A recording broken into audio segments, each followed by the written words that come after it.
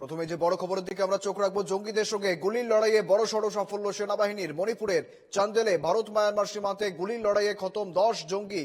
অসম রাইফেলসের অভিযানে নিকেশ 10 জঙ্গি, এক্সপোস্টে জানালো ভারতীয় সেনাবাহিনীর ইস্টার্ন কমান্ড। আবারও জানাবো, জঙ্গি দমনে বড় সাফল্য ভারতীয় বাহিনীর। জঙ্গিদের সঙ্গে গুলির লড়াই, বড়সড় সাফল্য সেনাবাহিনীর। মণিপুরের চান্দেলে ভারত মায়ানমার সীমান্তে সেনা জঙ্গির গুলির লড়াইয়ে খতম 10 জঙ্গি।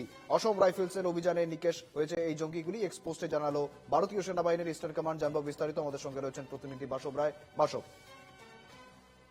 মণিপুরের চান্দেল জেলা, যেটা একেবারে ইন্দো মায়ানমার সীমান্ত, ভারত মায়ানমার সীমান্তর কাছাকাছি, সেখানে গত সন্ধ্যায় নির্দিষ্ট খবরের ভিত্তিতে আসাম রাইফেলস, আধা সামরিক বাহিনী বলা যায় আসাম রাইফেলসকে, তারা একটা তল্লাশি চালায়।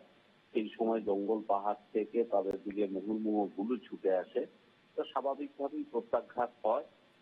10 জন নিষিদ্ধ সংগঠনের কর্মী মারা গেছে, যাদের জঙ্গি বলা হচ্ছে, বা এই 10 জনই মারা গেছে। 10 জন ছিল এবং প্রচুর গোলা বারুদ বিস্ফোরক উদ্ধার হয়েছে। আমাদের এটা গতকাল সন্ধ্যের ঘটনা। আর ঘটনা হচ্ছে তার 2 দিন আগে মণিপুরে ইদানিং যে 3টে সংগঠন নিষিদ্ধ, তার মধ্যে এক নিষিদ্ধ সংগঠনের 3 জনকে অ্যারেস্ট করা হচ্ছে। সেটা ছিল হচ্ছে হাউকিক কমিউনিস্ট একটা নাম।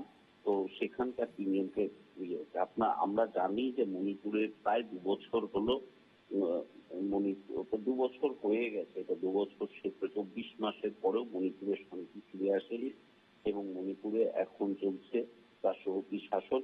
তো তারপরে যে মণিপুরের অন্যান্য যে সাধারণ যে সুবিধে, এই সুবিধেগুলো মানুষ এখন পুরোটা পাচ্ছে কিনা সেটা একটা প্রশ্ন তো বটেই। তবে সেনাবাহিনী বলতে আসাম রাইফেলসের জঙ্গি দমনে যে কড়াকড়ি এবং কিছুটা সাফল্য, সেটা পাওয়া গেছে বলে বিশেষজ্ঞ মহল মনে করছে।